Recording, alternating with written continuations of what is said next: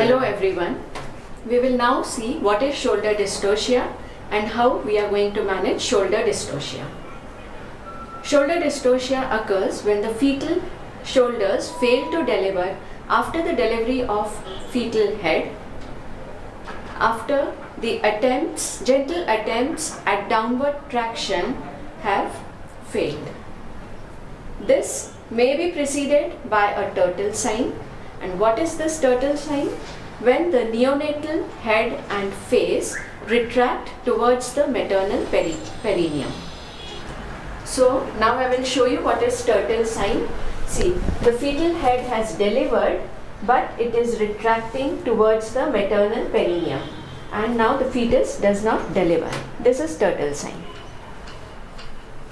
The other way to define shoulder dystocia is when the head to body delivery interval is 60 seconds or more than that, or if the use of ancillary maneuvers is required. So there is a bony impaction of anterior shoulder against the maternal symphysis pubis. See, the head has delivered, but the anterior shoulder is impacted behind the symphysis pubis. Rarely, the posterior shoulder may be impacted against the sacral promontory.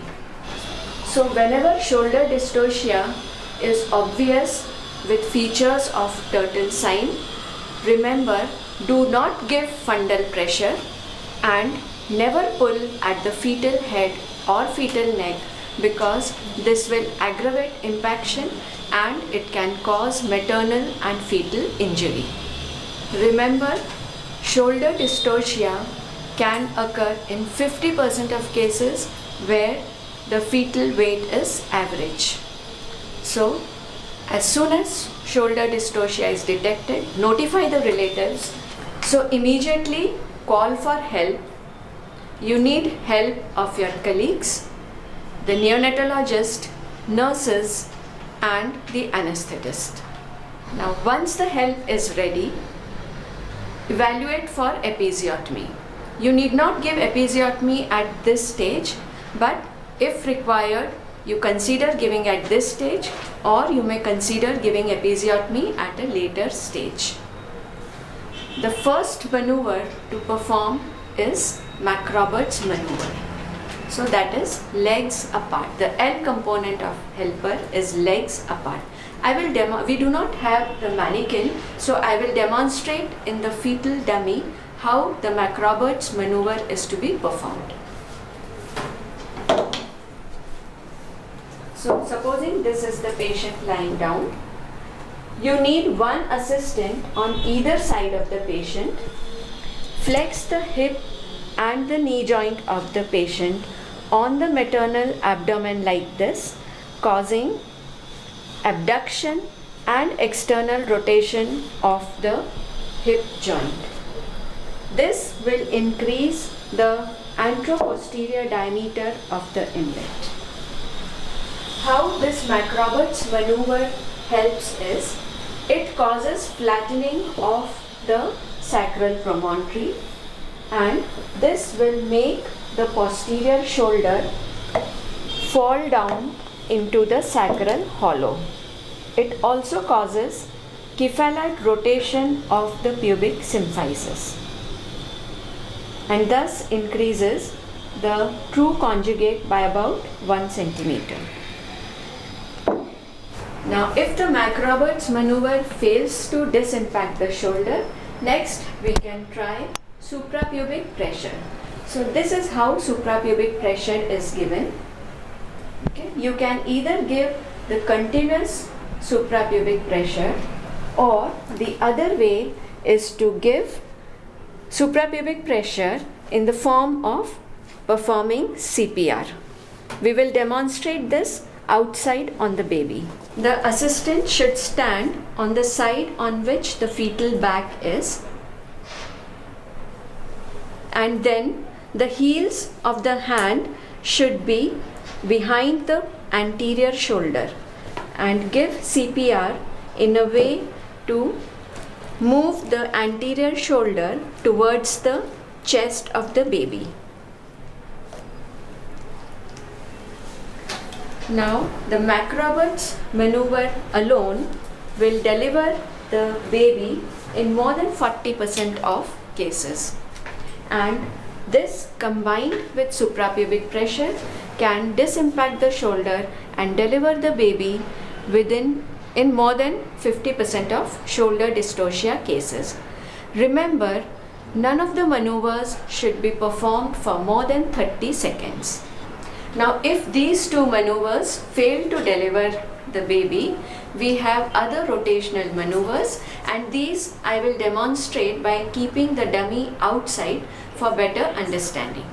So, the rotational maneuvers are the Rubin 2 maneuver, which is done first.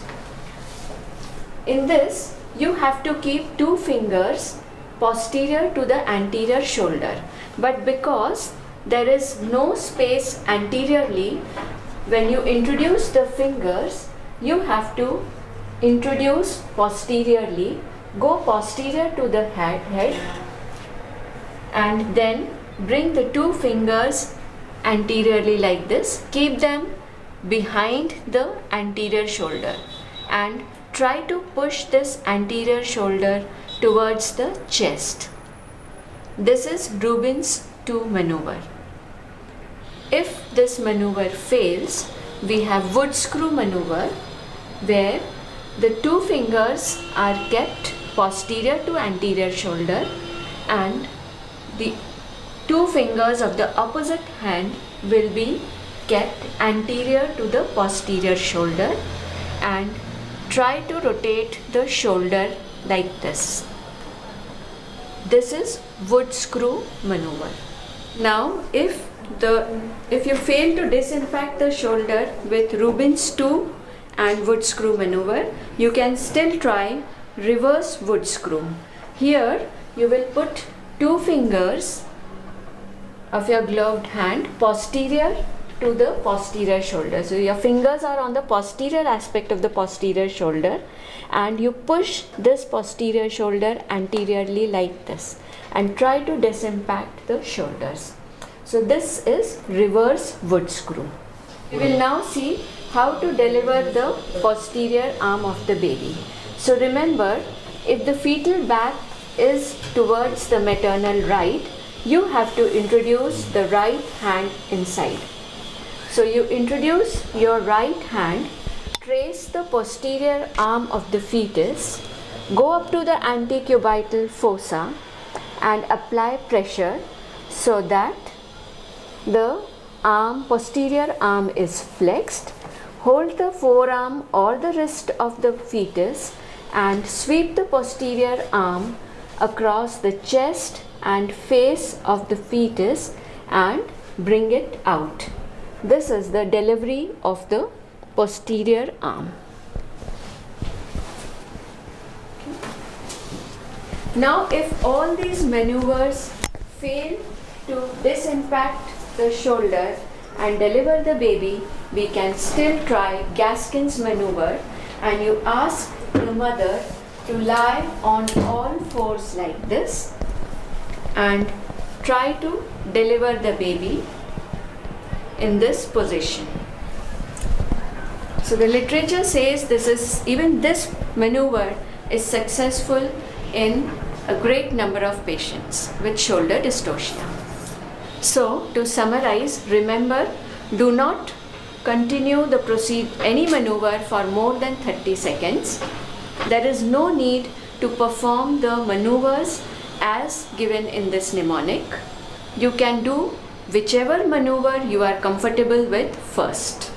But because of the simplicity and ease of McRoberts maneuver and because it is successful in more than 40 to 50% of cases, this is logically done first. After each maneuver, you have to give a gentle downward traction and try to deliver the baby. So this was about how to deal with shoulder dystocia. As I told you earlier, in 50% of cases, it occurs all of a sudden when least expected, when the baby size is average. So it is very important that you practice this drill and all your staff should be trained in how to deal with shoulder dystocia and at least how to perform McRoberts maneuver. Thank you.